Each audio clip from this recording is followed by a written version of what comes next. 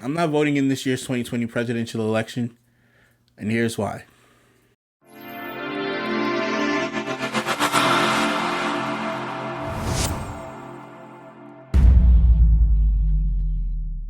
Hey, what's up, ladies and gentlemen? Once again, my name is Mark Lee, and welcome once again to the Nuance Podcast. To all the new viewers, thanks a lot. To all the new subscribers, yo, thanks a lot. Welcome to the podcast. We're going to have some fun. First, I just want to introduce you guys to myself if you haven't already heard so. My name is Mark Lee. I'm just your friendly neighborhood conservatively liberal atheist with semi-religious views and opinions. And today I'm going to be talking about why I am not voting in this year's 2020 presidential election come November.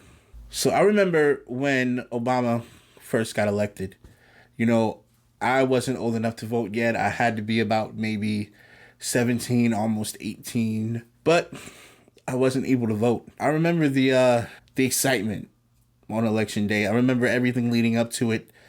I remember that, Obama is the guy. He outperformed everyone. He was running up against Mitt Romney. On paper, he was the guy. U.S. Senator, Harvard law professor. On paper, he was the guy. He had charisma. He had charm. He was relatable. He connected to people. He was somebody that fit the very definition of what a president should be and should look like. And then when you take into account that he's a black man, there was something about the fact that there was a black man running for office.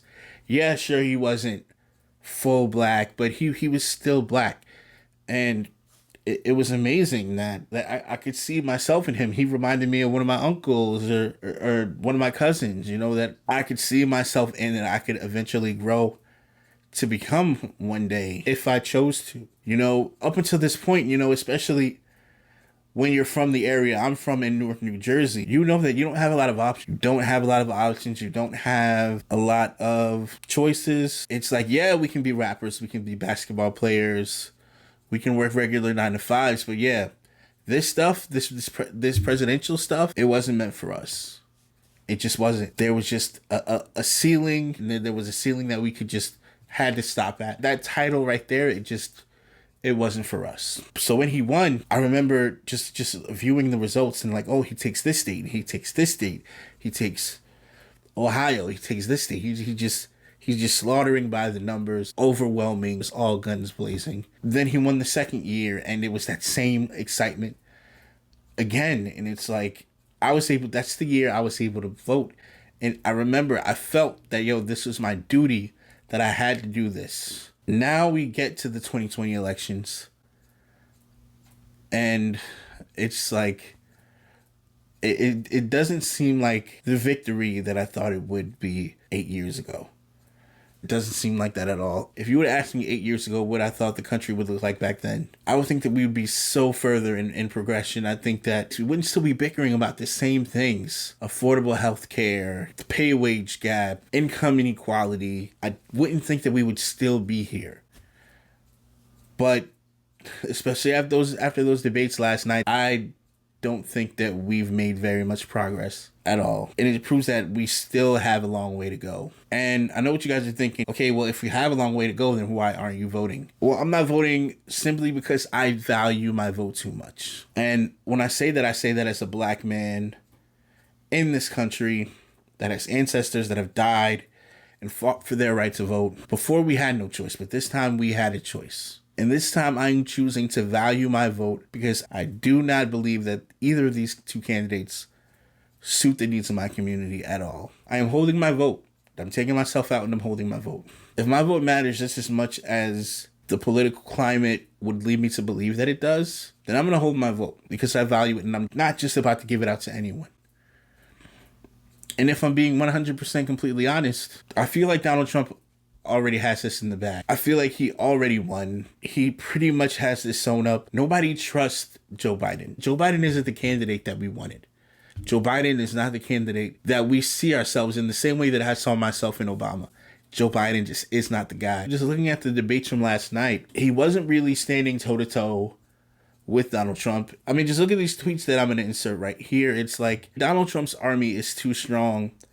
And I feel like the problem is There are way too many people for Trump that aren't for Joe Biden. There are way too many people that are just putting up with Biden because we can't find someone better. And that's not how I want to vote. And to be genuinely honest, I feel like we deserve whatever another 4 years of Trump looks like. We deserve Trump for another 4 years. And you might be saying, well, if you believe we deserve Trump for another 4 years, then why don't you just vote for Trump? Once again, I won't vote for Trump because, one, I don't agree with him politically. Two, I value my vote too much just to give it to him. No, you will not get a Trump vote from me. You will not get either vote from me. I am going to hold my vote with as much power as I can. And I'm going to vote when I feel like I have a candidate that sees the same things that I want to see in the world politically. I want to value a candidate that sees where this country is at and where this country could possibly go. I want to vote for a candidate that wants to help the world progress. I want to vote for a candidate that I can see myself in. I want to vote for a candidate that isn't homophobic or transphobic. The fact that we are left with the mere choices that we have, Joe Biden and Donald Trump, shows us that we didn't learn from whatever got Trump elected in the first place. We are going to vote yet again for homophobia. We're going to vote for racism. We're going to vote for transphobia. We are going to vote for these things again. And obviously, we did not learn. How did we not learn? Because we had amazing candidates this election cycle. From the Pete Buttigieg to Andrew Yangs to Amy Klobuchar to a myriad of other candidates to Bernie Sanders. We had way better candidates, but somehow we got stuck with these two. But that's because the American people did not do what they were supposed to do. They did not go and vote when it mattered. They did not vote when it mattered. So now I'm withholding my vote. And I refuse to take any part in what will happen to the wreckage of this country in the next 4 years. I won't do it. I do not have a dog in the fight, so I will not share that responsibility. That is on the rest of the American people that decided not to vote when the vote mattered, when the vote counted. So no, I will not be voting this election cycle. And those of you might say, oh, well, do you really think the solution is to not vote? No, I don't think the solution is not to vote. I really don't. I want to vote for the candidate best for the job. As an American, and especially as a Black American, I want to exercise my right to vote. So no, I don't think not voting is the solution. But it's not the answer either. Especially not for these two candidates. I just won't. I will not vote for either of these two candidates because I honestly feel like neither of these two candidates has America's best interest at heart. They are both all about self and what they can do for themselves. I want to vote a candidate in that actually cares about the American people and making America as forward progressing as possible. So no, sorry. I will not be voting in this 2020 election. I can't vote my conscience. I can't vote my values. I can't vote my morals. I can't do anything because I don't see that reflecting in either of these two candidates. Maybe next election cycle will be different, but until then, until I see a candidate that cares about my values and the values of my community and wants to see the forward progression of the world, I'm sorry, but I can't do it. And it sucks. But so does this election cycle. But that's it on this topic. Guys, leave a comment down below of what you're going to do in this election cycle. Are you voting? Are you not voting? What do you think of my take on it? What do you think of me not voting? Do you think I'm making a mistake? Do you think I'm doing the right thing? What do you think? I want to hear your comments below. By the way, guys, if you've made it this far in the video, then you obviously like my content. You obviously like the things that I'm talking about. You at least like this very first video. So if you like this video, do me a favor, subscribe and hit that notification bell. I'm going to be posting weekly videos of news, politics, current events, social commentary. You name it is going to be here. Don't forget to hit me up on Instagram and Facebook and Twitter at NuancePod. It's going to be in the description below too. Everything's going to be in the description below. Make sure you like and subscribe. And thanks again for watching. Thanks again for sitting here and listening. Welcome to the Nuance Podcast. Let's have some fun.